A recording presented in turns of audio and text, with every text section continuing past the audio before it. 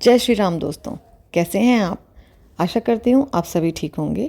मैं रेनू आपका बहुत बहुत स्वागत करती हूँ अपने इस सालासर बालाजी व्लॉग में। श्याम बाबा के बहुत अच्छे से दर्शन करने के बाद अब हम निकल गए हैं अपने सालासर बालाजी के दर्शन करने के लिए। सालासर बालाजी जो खाटू श्याम से लगभग 104 किलोमीटर के आसपास दूर है। हनुमान जी का यह मंदिर राजस्थान के चूरू डिस्ट्रिक्ट में स्थित है। भारत का यह एकमात्र मंदिर है जहाँ पे हनुमान जी दाढ़ी और मूंछ में विराजमान है और उनकी वहाँ पे पूजा की जाती है। माना जाता है कि संत मोहनदास जी की भक्ति से प्रसन्न होकर हनुमान जी ने उन्हें इसी रूप में दर्शन दिए थे। इसी कारण उनको उसी रूप में वहाँ पे पूजा जाता है।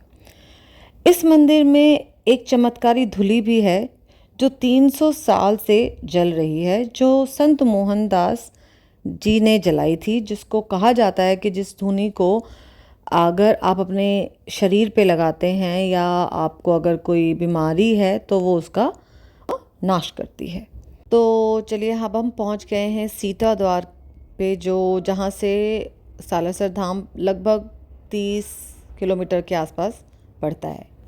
यहाँ आप ट्रेन से भी आ सकते हैं और प्लेन से भी आ सकते हैं। ट्रेन स्टेशन जो रेलवे स्टेशन है वो सुजानगढ़ पड़ता है, जहाँ से आप 40 रुपये दे के आप कोई बस से स्टेशन से आप उतरने के बाद आपको बस मिलेगी जो आपको 30-40 रुपये में सालासर धाम पहुँचा देगी। और अब जो सबसे पास का एयरपोर्ट पड़ता है वो है जयपुर। तो अब हम पहुँच गए हैं सालासर धाम के प्रांगण में। यहाँ पहुँचने के बाद ये जो रास्ता आपको दिखता है, यहाँ से आपको पार्किंग करनी होती है। तो हमें पार्किंग लेफ़्ट में भी थी, राइट में भी थी, तो हम थोड़ा मंदिर के पास की वाली पार्किंग में चले गए। किसी ने कहा इस तरफ में पार्किंग ज़्यादा बेटर रहेगी आपके लिए, तो यहाँ से हम अंदर चले गए। हमने अपनी गाड़ी पार्क की और उसके बाद हम निकल गए दर्शन के लिए। पार्किंग के डिपेंड करता है, वैसे हम सैटरडे को गए थे तो भी हमारे 50 रुपये ही लगे, लेकिन हाँ भक्त बहुत संख्या में आए हुए थे क्योंकि हम गए ही शनिवार के दिन थे। तो हर साल यहाँ पे लाखों की संख्या में भक्त आते हैं दर्शन करने के लिए। तो और डेवलपमेंट तो यहाँ बहुत ज़्यादा हो गई है, बहुत ढाबे और होटल्स यहाँ पे खुल चुके हैं। मार्केट देखिए, मार्केट में अलग अलग तरह की जो मिठाइयाँ भगवान जी को, जो हनुमान जी को भोग लगाने के लिए आपको अलग अलग तरह की मिठाइयाँ मिलेंगी और हर फैसिलिटी अब यहाँ पे उपलब्ध है। हमें काफ़ी टाइम के बाद आए थे तो हमें थोड़ा सा दिक्कत हो रही थी कि रास्ता किस तरफ से है, लेकिन अब हम पहुँच गए हैं बालाजी के मंदिर पे और अब हम उनके दर्शन करने के लिए अंदर जा रहे हैं। भीड़ बहुत ज़्यादा थी तो हम अंदर गए। हमने अंदर से प्रसाद हमें नहीं मिला तो हम बाहर जाके प्रसाद लेके आए। और बहुत संख्या में यहाँ दर्शनार्थी आए हुए थे तो हमें थोड़ा सा समझना पड़ रहा था। हम लोगों से पूछ रहे थे कि मंदिर का जो मुख्य द्वार है वो किस तरफ है। फिर मेरे हस्बैंड नारियल भी लेके आए थे।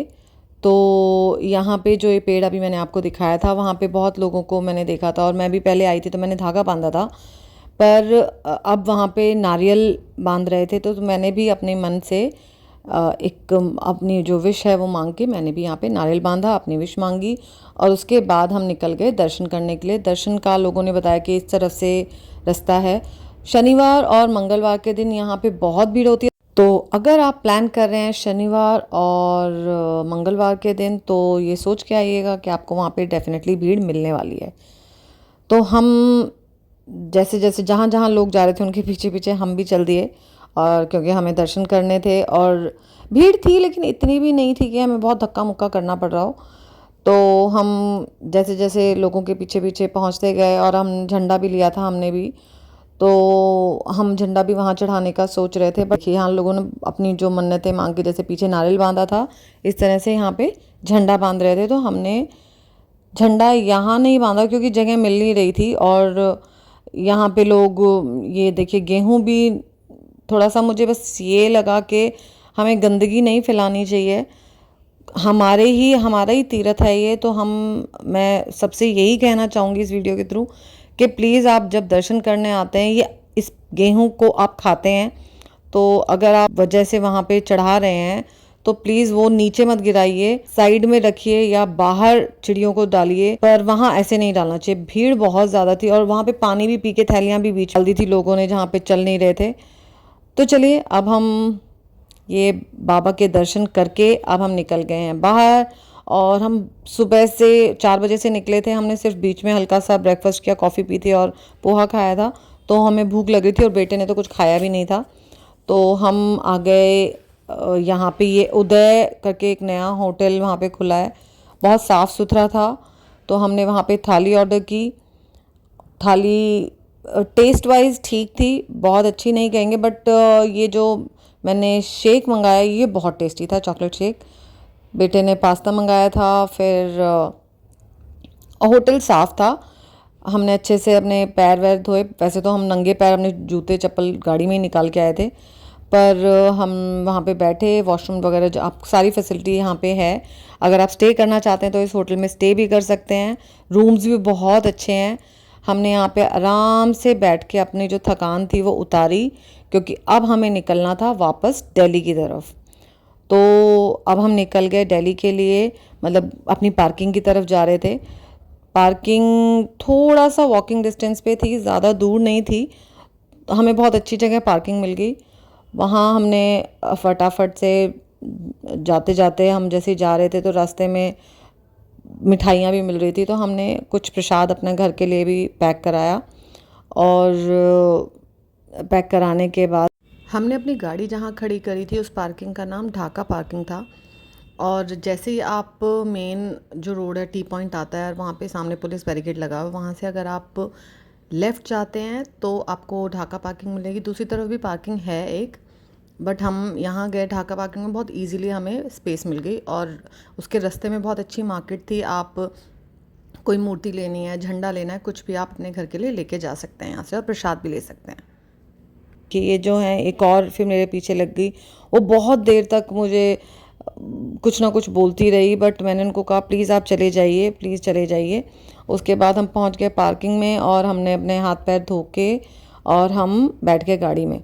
और अब हम दूसरे रूट से, जिस रूट से हम आए थे उस रूट से अब हम वापस नहीं जा रहे हैं, हम दूसरे रूट से अपने घर की तरफ जा रहे हैं। और ये देखिए कितने लोग पैदल यात्रा भी करते, को देख के बहुत इंस्पिरेशन भी मिलता है कि हम बहुत अच्छे से श्याम बाबा और सालासर धाम में हमारे दर्शन हो गए। दर्शन करने के बाद हमने अच्छे से खाना खाया। ये दूसरा रूट था तो यहाँ पे 2 रेलवे ट्रैक भी पड़े। उसके बाद वो बाई चांस हमें, बाय गुड लक, हमें वो खुले मिले और उससे बाद हम निकल गए। और जैसे जैसे हम राजस्थान कंप्लीट क्रॉस किया हमने और हरियाणा क्रॉस किया तो हमें भूख लगने लगी और शाम हो गई थी बहुत ज़्यादा। तो हमने सोचा कि जितना हम दिल्ली के पास पहुँचेंगे उतना बेटर है। जो वो आता है मानेसर का टोल आता है, उससे पहले एक ये बर्गर किंग, वैसे यहाँ से बर्गर किंग नहीं था, बहुत कुछ और ऑप्शंस भी थे, बट वो कभी स्टार्ट ही नहीं हुए। मैं यहाँ पहले भी बहुत बार आ चुकी हूँ, बट मैंने इनसे पूछा था कि बाकी सब कुछ क्यों नहीं चल रहा, तो उन्होंने कहा यहाँ पे और कुछ चल ही नहीं पाता, हमेशा जल्दी स्टोर खुलता है और फिर वो बंद हो जाता है। तो बर्गर किंग यहाँ पे बहुत अच्छा चल रहा है, इसी वजह से अभी तक वो यहाँ है। बट ये लोकेशन बहुत सुंदर थी, बहुत प्यारी थी। अंधेरा बहुत ज़्यादा था क्योंकि लेट हो गए थे हम, 11 बजे के आसपास, हम 11 हमें वहीं पे बज गए थे। फिर हम खाना, क्योंकि लेट होने के बाद घर जाके मैं कुछ बना नहीं सकती थी और थकान तो हमें बहुत ज़्यादा हो गई थी, बट स्टिल अब हमें घर जाके कुछ नहीं करना था। और मन में एक शांति भी थी कि हमने बहुत अच्छे से, जिस काम के लिए अगर आप जा रहे हैं और वो काम आपका हो जाता है तो बहुत अच्छा लगता है। तो वैसे ही मुझे बहुत अच्छा फील हो रहा था, क्योंकि मैं बहुत टाइम से कह रही थी कि मुझे सालासर धाम जाना है, सालासर धाम जाना है। तो वो चीज़ मेरी पूरी हुई, मैं बहुत खुश थी। हमने बहुत अच्छे से दर्शन किए और इसी तरह से आज की मेरी ये यात्रा और ये मेरा व्लॉग मैं अब ख़त्म करती हूँ। फिर मिलूँगी आपसे नेक्स्ट व्लॉग में। तब तक के लिए खुश रहिए, मुस्कुराते रहिए और मेरी शॉर्ट्स एंड वीडियोस देखते रहिए। जय श्री राम।